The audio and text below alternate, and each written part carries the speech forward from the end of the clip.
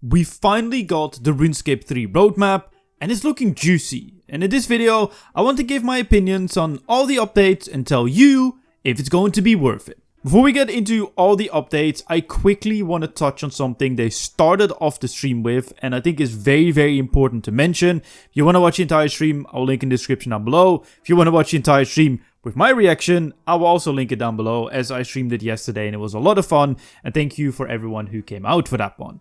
But they talked about their new communication strategy, which will be more in line with old school RuneScapes, where they will pitch ideas to the community and we can give feedback on them. Kinda like how they did with the combat beta, but pretty much for every single update they're going to be releasing. However, it will not have polls, or at least not binding polls like old school RuneScape does, where there needs to be a 70% vote for something to pass. Instead, they might do polls, they didn't really specifically speak about it, but mainly just give us update blocks or posts on social media where we can give feedback on things that they are working on or in the Discord stages that they're also been using.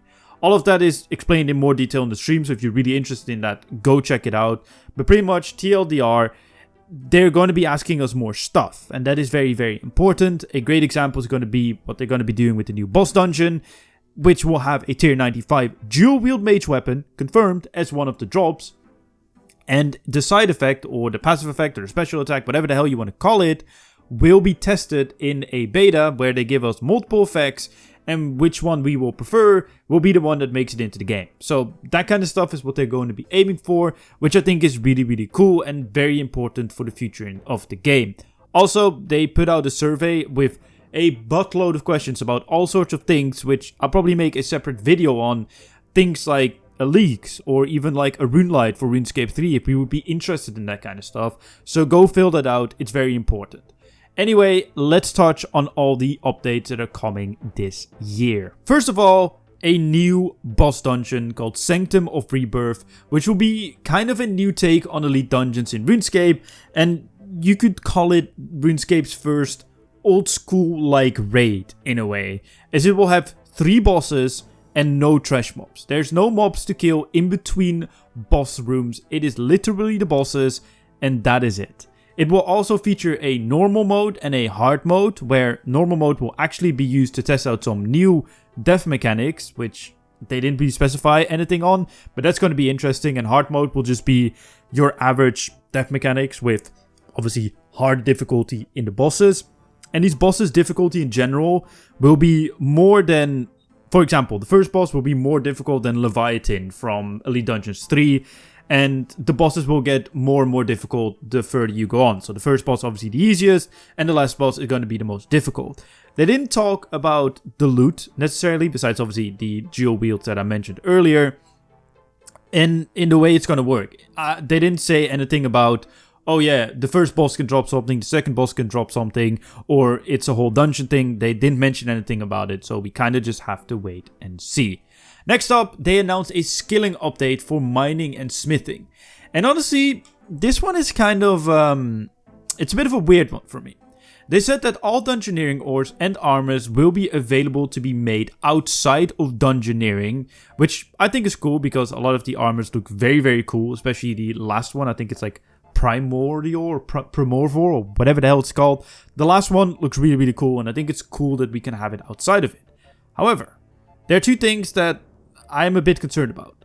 One, why mining and smithing? I think mining and smithing, out of all the skills besides maybe archaeology, has some of the best progression and some of the best uses when you're just playing through an account from the start up. Which, if you played an Iron Man from scratch, mining and smithing is amazing because with every 10 mining levels, you pretty much get an armor upgrade very easily. So I feel like it doesn't really need any padding up because, let's be honest, these ores will be available between level 1 and 99. Because having Novite, which is the lowest tier armor from Dungeoneering, at level 100 or something would make no sense at all, at least in my eyes.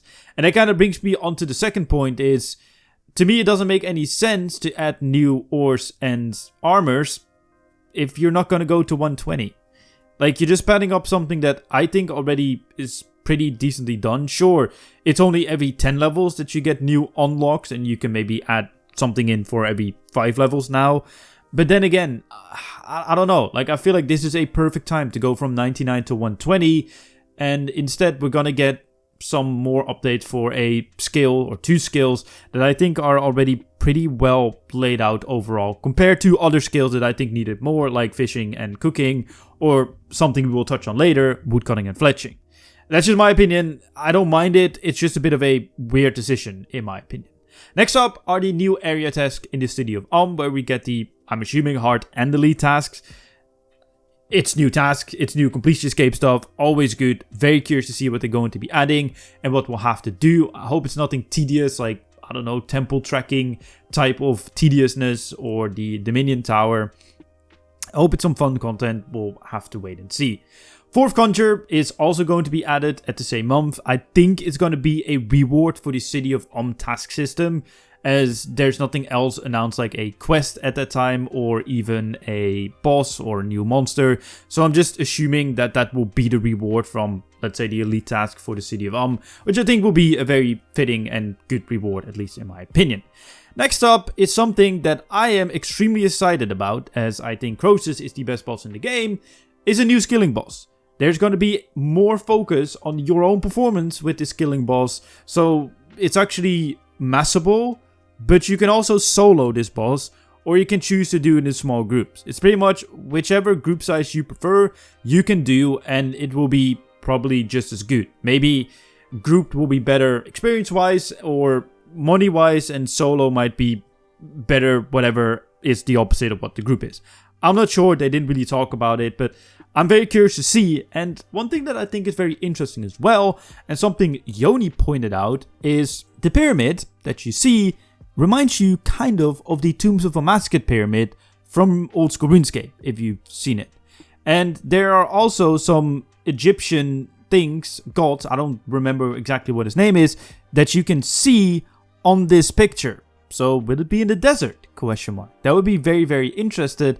And will it actually tie into Amascut, for example, which also ties into, I believe, like the Shadow Realm and Zautak and whatever. I can already hear Prideslayer be very happy about this stuff, but that's just like my guess from the things that I know. Let me know in the comment section down below what more. But a new skilling boss that is more so inspired, as they said, by old school RuneScape skilling bosses, and that is, as I said, more focused on your own performance, is something that really excites me, as I think active skilling would be the best way to do skilling, and is the best way to do skilling, and should be rewarded for it.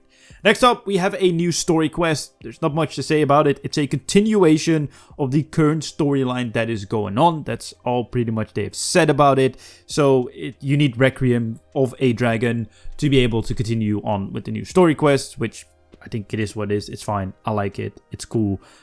It's just content. There's not much I can really say about it, right? They also mentioned a new Slayer monster plus Necromancy Slayer helm upgrade. I wonder if that comes from the quest or if it won't come from the quest. I think it would be cool if it does, but I don't know. I'm indifferent either way. Like, this is one of those updates that I think is really good for the game, is needed, but doesn't really apply to me, which doesn't necessarily make it a bad update, of course, but it just doesn't apply to me, so I don't really care. I will get it because I probably need it for completion escape and then never think about it ever again. But good update. Good that they're adding it. And now we're getting into something where my opinion will be very controversial, and I'll probably make an entire video on this at some point, and that's Group Ironman. An update that I think we don't need. And I know a lot of people might be typing, yes, of course you hate Iron Man, you made this Iron Man sucks video and whatever, but hear me out. I will do a short version of something, I'll make a longer version of. I think Group Iron Man is kind of already in the game. I think Group Iron Man has 2 main benefits when you play it, and that comes from something who plays Group Iron Man in old school RuneScape. One is being able to share your supplies and to be able to get someone's skill up quickly. So for example, you have a crafter, you have a smither, etc., and they feed the team. That's one benefit, and that's, I think, less relevant in RuneScape 3 because the progression is just quicker than it is in old school RuneScape. It will still be relevant, don't get me wrong, but I think it's just less relevant as it is in old school RuneScape. But the other side, that the reason why I started playing Group Iron Man, and I know a lot of other people do, is because you can group up at bosses where you normally couldn't. For example, battles in old school RuneScape, you can't do that with other Iron Men. You have to do it alone if you are an Iron Man, but as a Group Iron Man, you can go with your group mates. And I think that is already in RuneScape. Well, it is in RuneScape, as Iron Man can already group up with bosses to begin with. They can even group up with mains. And that always made me sit there kind of like, well, if you would have to choose between Group Iron Man and Leagues, which one would you pick? I would always pick Leagues, and I would still go for it. Am I angry that it's going to be added to the game? Absolutely not. I'm happy they're adding it. There's nothing negative to it, but I'm just saying, like, I don't think it's as big of a thing compared to when it's added to old school RuneScape, right? But that's just from my point of view. Plus, I think there's also a lot of issues with Group Iron Man that need to be addressed within RuneScape 3, as RuneScape 3 has so many more untradables than old school RuneScape. Like I said, one of the things is sharing supplies and sharing gear between your group mates. But all gear, especially later on if you augment it, is untradable. If you can't share it, then how are you going to decide who's going to, augment certain types of gear? Or, if someone gets the supplies to get certain perks. Because it would be nice to feed one person to get all the perks because they have a higher invention level, for example. Or what to think about overloads. Overloads are also untradable, so that will become an issue. So a lot need to be addressed, and that's where I really hope that their new communication strategy comes in and they talk to us about it and they will address these things. Because especially untradables in RuneScape 3 will be a big issue if they are not addressed, in my opinion, and will make Group Iron Man, in my personal opinion, very underwhelming. As I said, there are other arguments to be made, but I'll probably make an entire video on it because I can literally talk about it for 10 minutes.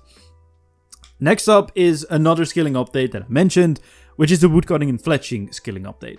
They didn't go into any detail about it. Actually, they didn't even mention it on the stream after announcing it, but I'm assuming we might get new bolts, bows, darts, whatever.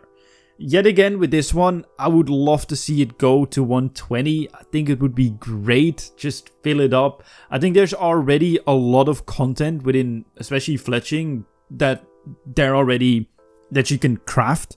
And I think upping it to 120 would be great, because I think it would be amazing if all skills go to 120, and this to me seems like a very, very good time to do so.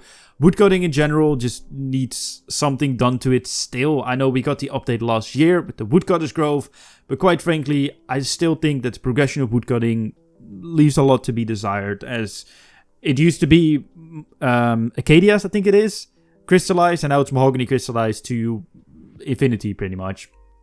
And it kind of sucks. I just hope that there's more progression through the levels, even if that means we don't really get any supplies. But yes, something we will also probably touch on in a later video as well.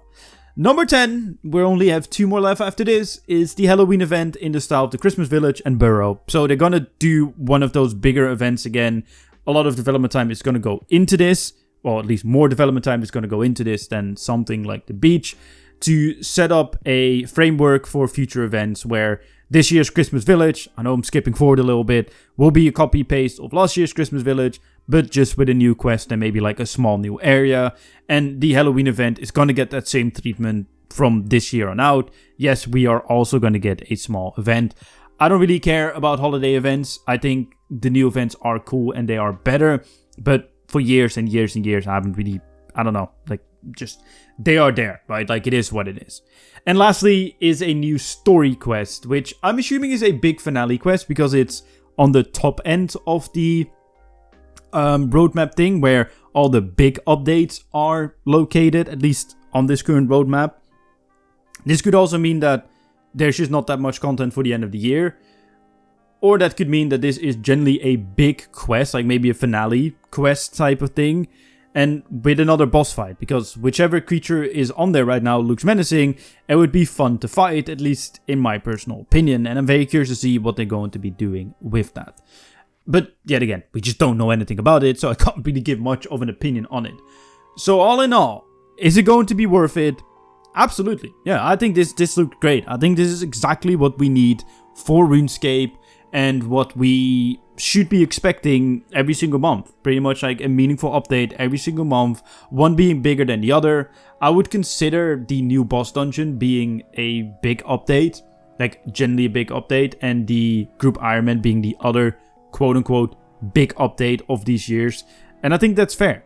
2 big updates every single year with meaningful updates every single month, plus game gem updates and hit list stuff. that's exactly what we should be aiming for as RuneScape, or is what RuneScape should be aiming for, and it's what we should be expecting as a community. But that's just my opinion. Let me know in the comment section down below what you think. Leave a like in the video if you did enjoy it. Subscribe if you're new. And my name's Chevalric. And see you guys in my next video.